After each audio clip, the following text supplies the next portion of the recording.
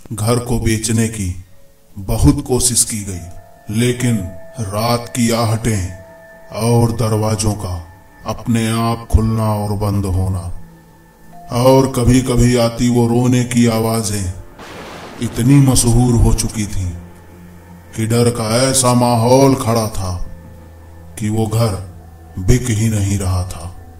आखिर क्या था उस घर के न बिकने के पीछे की कहानी, आइए जानते हैं इस वीडियो में। दोस्तों, आगे बढ़ने से पहले अगर आपने चैनल को सब्सक्राइब नहीं किया है तो सब्सक्राइब कीजिए द हॉन्टेड अर्थ इंडिया को और बगल में बने बेल आइकन को तुरंत दबा दें, जिससे कि हमारे आने वाले सभी वीडियोस आप तक सबसे पहले पहुंच सके। घर को बेचने के लिए काफी कोशिश की गई थी, लेकिन फिर भी वह घर बिक नहीं रहा था। वहां पर एक आदमी आया और उस आदमी ने उस घर को किराए पर लेने के लिए बात शुरू कर दी, लेकिन वह उस घर को खरीदना नहीं चाहता था क्योंकि उसके पास इतने पैसे नहीं थे कि वह मकान को खरीद सके, लेकिन उसे किराए पर वो उसे लेना चाहता था। घर के मालिक से जब उसकी बात हुई तो उसने पूछा कि क्या आप अपने मकान को किराए पर देना चाहते हैं, तो आप मुझे उस घर को किराए पर दे सकते हैं क्योंकि मुझे किराए पर ही रहना है। तो मकान मालिक ने कहा कि यह मकान काफी समय से खाली पड़ा हुआ है, अगर आप इसे खरीद सकते हैं तो बहुत अच्छी बात होगी। पर उस आदमी ने कहा कि साहब, मैं इसे खरीद नहीं सकता। मकान मालिक ने कहा ठीक है, तुम इसे किराए पर ले सकते हो, लेकिन इसकी साफ सफाई और सारा काम तुम्हें ही करवाना होगा क्योंकि मैं तो बाहर रहता हूं, इसलिए मैं कुछ कर नहीं सकता हूं। मैं केवल इतना कर सकता हूं कि आपको इस घर की चाबी देता हूं, आप खुद ही सफाई करवाना। तो उस आदमी ने कहा ठीक है, आप हमें चाबी दे दीजिए, बाकी मैं देख लूंगा। और मकान मालिक उसी दिन शाम को उसे वो चाबी दे देता है। जब वो आदमी चाबी को प्राप्त करता है तो उसके बाद वो सीधे उस घर में पहुंच जाता है और उसे खोल करके उसे देखने लगता है कि यहाँ पर क्या क्या चीजें रखी हुई हैं। इस पर वह आदमी देखता है और मन में सोचता है कि इसकी तो बहुत साफ सफाई करानी पड़ेगी, लगता है घर काफी समय से बंद पड़ा है। उसके बाद उसकी बात मकान मालिक से होती है तो मकान मालिक कहता है कि बहुत समय से यह घर बंद है, हम लोग चूंकि बाहर रहते हैं इसलिए यहाँ नहीं आ पाते, जिसके कारण हम इस घर को बेचना चाहते हैं, लेकिन अच्छा हुआ कि आपने इसे किराए पर ले लिया है। और इतनी ही बात उसकी केवल मकान मालिक से होती है। उसके बाद वो आदमी अगले दिन कुछ लोगों को बुलाता है उस घर की साफ सफाई के लिए, लेकिन ये क्या, एक भी आदमी उस घर की साफ सफाई के लिए तैयार नहीं होता है। वो बार बार कई लोगों से कहता है, कई मजदूरों को लाता है, आसपास के लोगों से भी कहता है कि कोई हो तो बताइए जिससे इस घर को साफ कराया जा सके, लेकिन कोई भी उस घर में जाने को तैयार नहीं होता है।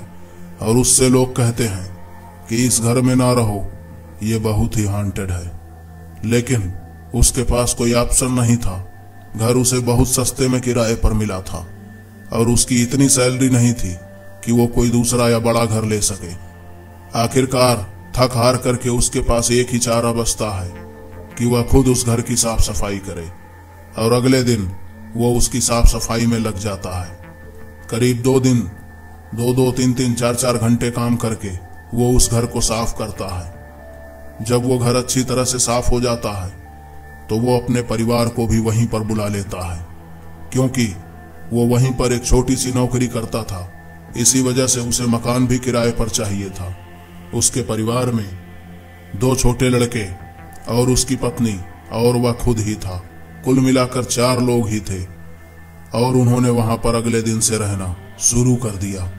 खाने पीने के सामान की भी सारी व्यवस्था कर ली। आज पहली रात थी, रात को बहुत काम करना पड़ा उनको, क्योंकि सामान बहुत देरी से पहुंचा, जिसके कारण सारा सामान फैला हुआ था। इसलिए रात तक काम करते करते वो बहुत थक गए, लेकिन सामान को अच्छी तरह लगाने लगे और ऐसा करते करते लगभग आधी रात हो गई। आधी रात के बाद वो आदमी थक जाता है और जाकर के चुपचाप लेट जाता है ऐसा सोता है कि उसे कुछ होश नहीं रहता। तभी चिल्लाते हुए उसकी पत्नी आती है और उसे जगाती है और उससे कहती है कि मुझे ऐसा लगता है कि इस घर में कोई और भी रहता है। पत्नी की बात सुनकर पति कहने लगा कि ऐसा कैसे हो सकता है, हम लोगों के अलावा यहाँ पर कोई भी नहीं है। लेकिन पत्नी इस बात को मानने के लिए बिल्कुल भी तैयार नहीं थी, क्योंकि उसने ऐसा देखा था जो शायद उसकी आंखों को भी यकीन करने के लायक नहीं था।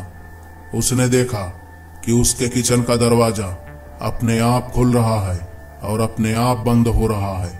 जब वो वहां पर पहुंची तो देखा कि वहां पर कोई नहीं था। उसने दरवाजे को बाहर से लॉक कर दिया। उसके बाद वो दोबारा काम में जुटी, लेकिन कुछ ही पल के बाद वो दरवाजा फिर से अपने आप खुलता है और बार बार खुलने और बंद होने लगता है। ऐसे ही 1-2 दिन बीते और लगभग दूसरे या तीसरे दिन की बात है, उसे कभी कभी ऐसा लगता था कि जब किचन में जा रही है तो भी उसके साथ कोई चल रहा है। उसे ऐसा भी महसूस होता था कि कोई कमरे में बैठा हुआ है, क्योंकि उसने किसी की परछाई साफ साफ देखी थी। लेकिन जब वह कमरे में पहुंचती है तो वहां पर उसे कोई नजर नहीं आता है। एक दिन उसकी पत्नी खाना बना रही थी, तभी उसके फोन की घंटी बजती है और फोन को उठाने के लिए वो कमरे में जैसे ही जाती है तो देखती है कि कुर्सी जिस जगह पर रखी हुई थी वो उस जगह पर नहीं थी, बल्कि खिड़की के पास लगी हुई थी और वह बुरी तरीके से हिल रही थी। ऐसा लगता था कि उस पर अभी अभी कोई बैठा हुआ था और वो तुरंत उठा है। शाम को जब पति लौट करके आया तो उसकी पत्नी ने उसे सब कुछ बताया और अपने पति से कहा कि मुझे ऐसा लगता है कि यहाँ पर कोई और है, हमारे अलावा कोई न कोई तो यहाँ रहता है, जो कभी कभी दिखाई तो देता है लेकिन कभी कभी दिखता भी नहीं है, लेकिन उसका एहसास हरदम हमें होता रहता है। अब पत्नी को पक्का यकीन हो चुका था कि कोई न कोई उस घर में है। और उसी रात की बात है, जब सभी सो रहे थे तभी उसकी नजर अचानक से खुलती है, क्योंकि उसके कमरे का दरवाजा धीरे धीरे खुल रहा होता है। वो तुरंत उठ जाती है और बाहर निकलती है और गैलरी में जाकर के वो जो देखती है तो उसकी हालत ऐसी होती है कि जैसे काटो तो खून ना हो। वो देखती है कि उसके सामने एक आदमी एक छोटी सी बच्ची को गोद में लेकर के चला जा रहा है। वो उसे आवाज देती है लेकिन वो रुकता नहीं है और वो धीरे धीरे उसकी तरफ बढ़ती है, लेकिन वो तब भी नहीं रुकता। और जैसे ही दौड़ के वो उसके पास पहुंचती है तो वहां पर कोई नहीं होता है और वो उसके बाद अपने कमरे में वापस आने लगती है। तभी उसे ऐसा महसूस होता है कि उसका गला किसी ने जोरों से दबा दिया है। उसकी चीख भी नहीं निकल रही थी। तभी उसका हाथ पास में लगे हुए एक स्टैंड पर पड़ता है और वो स्टैंड जमीन पर गिर पड़ता है, जिससे इतनी आवाज होती है कि और लोग भी घर के जग जाते हैं। और उसका पति दौड़ते हुए आता है तो देखता है कि उसकी पत्नी सांस नहीं ले पा रही है और अपने गले से किसी चीज को छुड़ाने की कोशिश कर रही है, लेकिन उसे दिखता कुछ नहीं है। वो किसी तरीके से अपने पत्नी को पकड़ करके खींचता है और खींचते हुए कमरे में ले आता है।